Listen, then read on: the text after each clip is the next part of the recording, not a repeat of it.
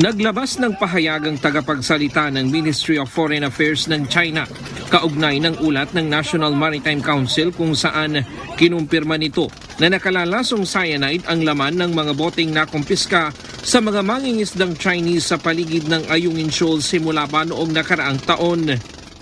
Sa isang official statement, iginiit ni Goh Jia-kun na illegal umano ang ginawa ng Pilipinas na pagsadsad ng barko sa naturang lugar at nagdudulot ito ng pinsala sa kalikasan.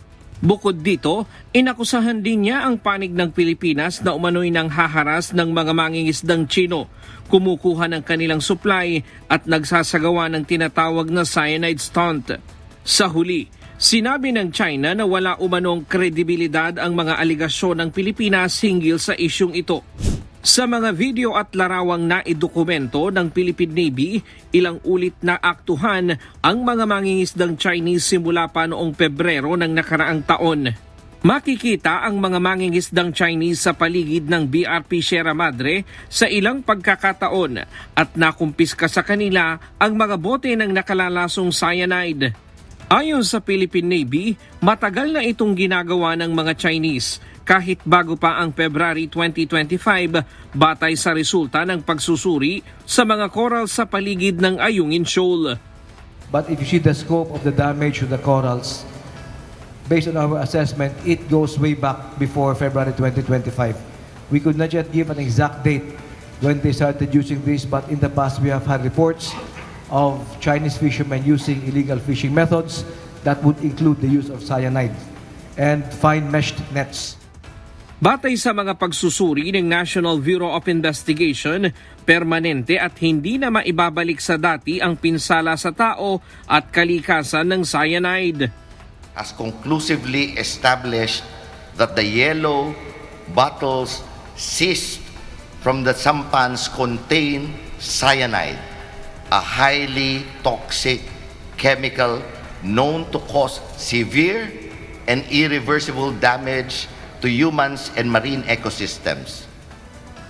These laboratory findings remove any doubt as to the dangerous and unlawful nature of these activities.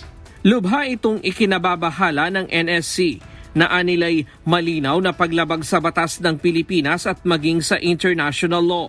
The deliberate use of cyanide raises serious concerns of the illegal and destructive practices and threaten our Navy personnel in LS-57. The fragile marine environment of the West Philippine Sea and the livelihood of the Filipino fisherfolks. Such actions, if proven intentional, constitute a blatant violation of Philippine environmental laws as well as international maritime norms and obligations of states under the United Nations Conventions of the Law of the Sea or UNCLOS.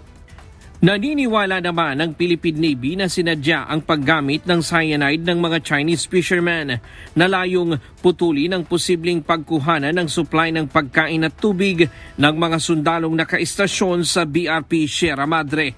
Based on what we have monitored, based on the patterns that we have uncovered, this is a deliberate attempt not only to destroy the environment, but to deprive the men aboard the ship of possible source of food and water.